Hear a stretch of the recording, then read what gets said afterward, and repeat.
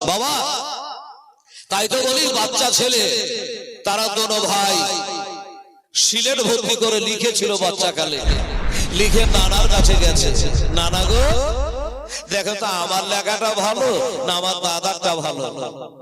আহারে আমার নবী দেখছে দুটাই তো আমার নাতি, আল্লাহর কাছে তাদের মানুষ সম্মান সমান। আমি যদি বলি হাসান তোরটা ভালো আবার হোসেন কামড়ে, আর যদি বলি হোসেন তোমারটা ভালো আবার হাসান কামড়ে। বললে এক কাম করো, এই তোমার বাবার কাছে চলে যাও। বাবাটা কি? নবী বলেছেন মাদিনাতুল ইলমে আলিয়ার বাবা আনা দারুল হিকমত আলিয়ার বাবা। আমি হলাম ইলমের শহর, আলী হলো তার দরজা।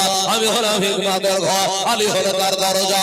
এই মুসলমানেরা হযরত আলীর দরবার থেকে জীবনে কোনো বিচার কোনোদিন করে না। হযরত আলীর কাছ থেকে কেউ নিরাশা হইয়া কোনোদিন বাবা কেউ ফিরে না। ওই আলীর দরবারে চলে যা, তোমার বাবার দরবারে চলে যা, তোমাদের লেখা ভালো না মন্দ এটার ফয়সালা দেবে তোমার আব্বা হাজার। যাও তোমার আব্বার কাছে চলে যাও। বাবা বাস্তবে হযরত আলী রাদিয়াল্লাহু আনহু দরবারে যে কোনো বিচার, ওনার রাজধানী ছিল কুফা। শুনেছেন আপনারা? কুফার শহরে তাদের রাজধানী ছিল। তো ওনার দরবারে কোনো বিচার যদি আসতো, আবার হযরত আলীর কাছ থেকে কোনোদিন বিচার কোনোটা পারলাম না বা সময় নিলাম কি এক সপ্তাহ পরে ফয়সালা হবে, এরকম কোন মামলার ডেট করতো না। একদম কারেন্টের মতো রিঅ্যাকশন আর কারেন্টের মতো সাথে সাথে রেজাল্ট। কোনো বিচার চলে আসলে সাথে সাথে। এই যে আমার মা বোনেরা আছে কিনা, তো এই মা বোনদের একটা বিচারই বলি। একটা বিচার এসছে আবার হাসান হোসেনের বাবার কাছে, হুজুর আমাদের একটা বিচার করে দেন। কিসের বিচার? তো বলে হুজুর বিচারটা হলো এইরকম, একটা ছেলে আর দুটো মা, একটা ছেলে দাবিদার দুটো মা। এ মেয়েটা বলছে ছেলে আমার, আর আরেকটা মেয়ে বলছে না তোর লাই এ বাচ্চা হলো আমার। এটা বাবা একটা তো মিথ্যা হবে, কি হবে না বাবা? একটা মিথ্যা হবে। একটা ছেলেকে দুইটার পেটে থাকতে পারে, দুইটা মা হয়, তো খুব ঝগড়া। তো মেয়ে দুইটা বলে দেখ রে বহিন, এক দেশে বাস করে ঝগড়া করে লাভ নেই, তো চলে এক কাম করি, এই বিচারটা নিয়ে আমার হাসান হোসেনের বাবা হযরত আলী দরবারে যায়, উনি যে বিচারটা করে দেবে আমরা মেনে নিব। মেয়ে দুইটা বললে তাহলে তাই চল। আল্লাহর ওলি হযরত আলী দরবারে বিচারটা চলে আসলো, হুজুর আমাদের বিচারটা করে দেন। কিসের বিচার মা? বলে একটা ছেলে আমরা দুইটা মা। কিরকম? বলে আমি বলছি আমার ছেলে, এ মেয়েটা এসে বলছে তোর লাই আমার ছেলে। আচ্ছা তো জটিল বিচার রে মা, একটা ছেলে আর দুইটা মা একই করে হয়? তো ওটার লাগে আপনার দরবারে এসে হুজুর বিচারটা করে দেন। কদিন লাগবে হুজুর বিচারটার ফয়সালা হইতে? কদিন? 1 মিনিট লাগবে না, বিচার করে দেবো। মেয়ে দুইটা আশ্চর্য যে একটা ছেলে দুইটা মা, আর বাদে বিচার করার লেগে টাইমও লাগবে না, 1 মিনিটও লাগবে না, তো দেন তাহলে বিচার করে দেন। আমার আল্লাহর ওলি হযরত আলীকে আলী ডাক দিয়ে, রে আমার ঘর থেকে তলোয়ারটা নিয়ে তো। যেমনি বাবা তলোয়ারের কথা বলেছে, মেয়েগুলার পিলহাই চমকাই লেগেছে, রে বাবা রে বাবা। কলম কাগজ নিয়ে আইতো না, বলে বলছে তলোয়ার নিয়ে আইতো। কাকে যে কাটবে কি যে করবে দেখা যাক। তলোয়ার নিয়ে চলে আসলেন হুজুর, তলোয়ার বলে কাম কর। কাকে খুশি করবার, কাকে বা বেজার করবো? তো এই বাচ্চা দুটা, বাচ্চাটাকে এ তলোয়ার দিয়ে কেটে একবারে মাঝামাঝি হাফ হাফ করে কেটে, ওই যে বড় বড় মাছগুলা হাফ হাফ করে ভাগ করে না, তবে বাচ্চাকে তলোয়ার দিয়ে কেটে 2 ভাগ করে দুজনের কোলে দিয়ে দে। যখন দুজনে দাবি তো কাকে বেজার করবো, কাকে খুশি করবো, দুজনকে দিয়ে দে। আচ্ছা হ্যাঁ রে মা বোনেরা, আপনারাই বলো তো খালা, এ বেটিরা, একটা ছেলেকে কাটা যদি দেয় তো ওয়া নিয়ে লাভ হবে? মা বলে ডাকবে হবে না। কিন্তু হযরত আলী কি এতই মাথা খারাপ হয়ে গেছে, কাটা ছেলে ওরাকে দিবই বা কি করে, ওরা লিয়াই বা করবে কি? এটা একটা চমক। যে মেয়েটা 10 মাস পেটে বহেনি, ওই মেয়েটা বলল, হুজুর আপনি যেটা করবেন মেনে নেব। কেমন মিথ্যাবাদিনী দেখেন, ঝগড়ির পেটের ঝগড়ি। বলছে যে হুজুর আপনি যেটা করবেন মানে নিব, কাটবেন কাটেন, আধখান পাবো আধখানে নিব। ওকে তার পেটে বহিতে হয়নি, দুধ খাওয়াইতে হয়নি, ও যা পাবে যেটুকুন পাবে ওইটাই ওর লাভ, বিনা খাটনিতে।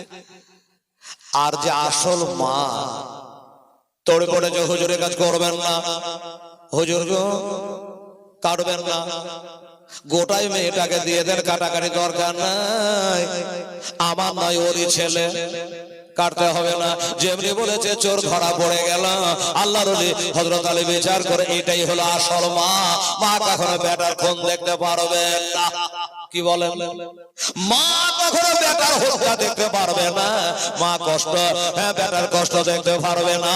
আরে শয়তান মেয়েটা বলছে কাইটা দাও, আধার বাবা খানলি তুই হলে নকলি, এটাই হলো আসলি। বাবারে একে সাজা দিলে একে মজা দিল, গোটা বেটা যার বেটা তার হাতে হাওলে তুলে দিল। এই হলো সত্য বিচার করনে वाला আল্লাহর ওলি হযরত আলী রাদিয়াল্লাহু তাআলা না, তার দরবারে আজ নিজের বেটার বিচার হাজির হয়ে গেছে। আব্বা গো কি হলো রে বেটা? বলে আব্বা আমরা ছোট ছোট দুই, আপনার বেটা, আমিও লেগেছে, আমার দাদাও লেগেছে, একটু খাতাটা কাটিয়ে দেন না গো আব্বা, কার লেখাটা ভালো কাটটা মন্দ। নানার কাছে গেলাম, আপনার কাছে পাঠিয়ে দিয়েছ। আমার আল্লাহর ওলি হযরত আলী চিন্তায় পড়ে গেল, নবী যখন আমার কাছে পাঠিয়েছে এর মধ্যে কোনো মহত্ব আছে, এর মধ্যে কোনো লুকায়িত ব্যাপার আছে। নবী দিলেন না, আমার কাছে কেন পাঠালে?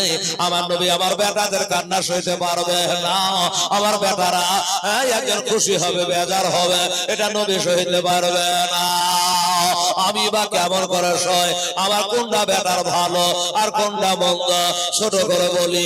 আমার মুশকিল কোশা হায়দারে কাররার হযরত আলী বলল, বেটা এই ভাইশালা তোমার মায়ের কাছে চলে যাও, তোমার মার কাছে চলে যাও। এবার মার কাছে গেলে, মা গো আম্মা গো, কিরে বেটা? মা আমিও লেগেছে, আমার দাদাও লেগেছে, নানার কাছে গেলাম ফায়সালা হলো না, বাবার কাছে গেলাম ফায়সালা হলো না, আউরকে কাম কিতাবের মধ্যে লিখেছে বাবা। এবার মার কাছে গেল, মা কি করে ফায়সালা করবে? মায়ের কাছে 7টা বাবা মতির দানা আছে। কিসের দানা? মতি। মতি হে মা বোনেরা, সোনা হীরা মণি মতি শুনেছেন তো মা? 7টা মতির দানা আছে। এবার আমার মা খাতুনে জান্নাত বলল, এই মতির দানা গোলা লইয়া আমি এইভাবে ছেড়ে দিব, আর তোরা একটা একটা করে মতির দানা গলা কুড়াবি। যে 4টা কুড়াবি তারটা লেখা ভালো, আর যে 3টা কুড়াইতে পারবি তারটা হলো মন্দ। ঠিক আছে মা, তাই হলো। ছিটাও মতির দানা কুড়াবো। আহা কি মজার কথা দেখেন বাবা। কটা মতির দানা বললাম বাবা? 7টা। 7টা মতির দানা 4 আর 3 হবে। এবার 7টা মতির দানা যেমনি খাতুনে জান্নাত এইভাবে ছেড়ে দিয়েছে বাবা। এবার হাসান হোসেন পোড়াতে যাবে, কিন্তু বাবা রে যেমনি মা ফাতেমা ছেড়ে দেওয়া ওই 7টা মতির দানার মধ্যে একটা মতির দানা জিবরাইল কুড়িয়ে নিয়েছে। জোরে বলো সুবহানাল্লাহ। 7টা মতির দানা একটা যেমনি মা ফাতেমা এমনি করে ছেড়ে দেওয়া, একটা জিবরাইল ফেরেশতা লুফে নিয়েছে। এই একটাতে ভেজাল লাগাবে না, 4টা আর 3টা হবে। যদি একটা ধরেলে 3টা 3 সমান সমান হবে, ভেজালটা থাকছে না। 7টা মতির দানা যেমন ছেড়ে দেওয়া, ও বাবা 3টা কারা তারা কোড়ালো, আর জিবরাইল ফেরেশতা একটা লুফে লিয়া ওটাকে বাবা 2 ভাগ করে 4টা করে দিল। সমান সমান করে তারা 4টা করে করিয়েছে। এতে বোঝা কি গেল? বাবাতে আশ্চর্য হয়ে গেল, ব্যাপার কত বুঝতে পারলাম না।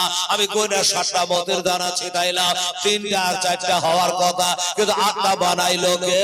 আমার আল্লাহ বলে, খাতুনে জান্নাত গো তুমি বানাও নাই, আমার জিবরাইল দ্বারা আমি 8টা করে দিয়েছে। এই ফাতেমা, রে আমার নবীর বেটি ফাতেমা, শুনে নাও আর জেনে নাও, তোমার 2টা বেটার মান ও সম্মান আমি আল্লাহ আমার কাছে তাদের হইল সমান।